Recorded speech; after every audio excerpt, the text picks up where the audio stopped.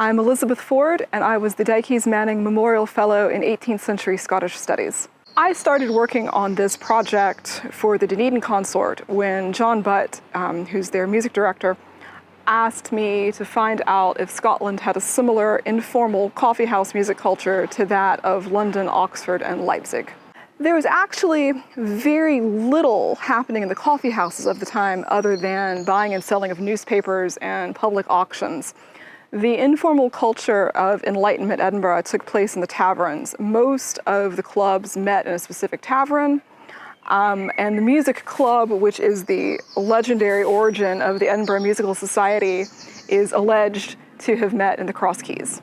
To recreate the Cross Keys Tavern was a bit of a challenge because nothing about it survives. It's known that it was in Steele's Close, which is now Old Assembly Close. We don't know where. So Rod Selfridge and I walked down the close one afternoon in January and just picked a spot near the head of the close, which is now the back entrance to the Fringe box office. There's a bit of a foundation there, and it's plausible because you would just assume that it would be near the head of the close to get as much business as it did. To design the interiors, because very little in terms of material culture or interior description of public spaces survives, we went to different old taverns in and around Edinburgh and took lots of pictures. And then Rod was able to redesign that in the virtual reality system. I recreated trio sonata texture using harpsichord, flute, which was the newly fashionable instrument, violin, and viola da gamba.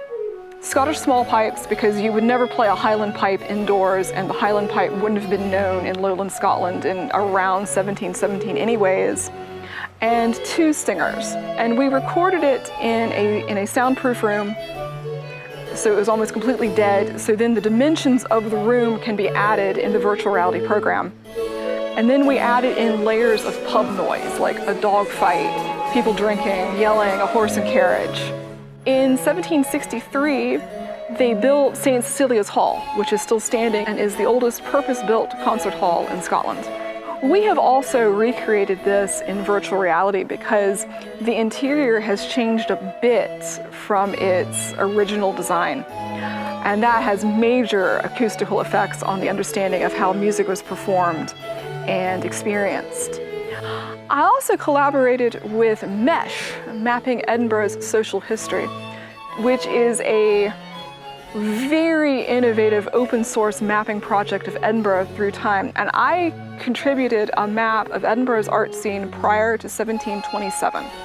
We hope to take this research further into a larger exploration of the Edinburgh Musical Society through time, as well as music in informal public spaces more broadly in collaboration with the Dunedin Consort.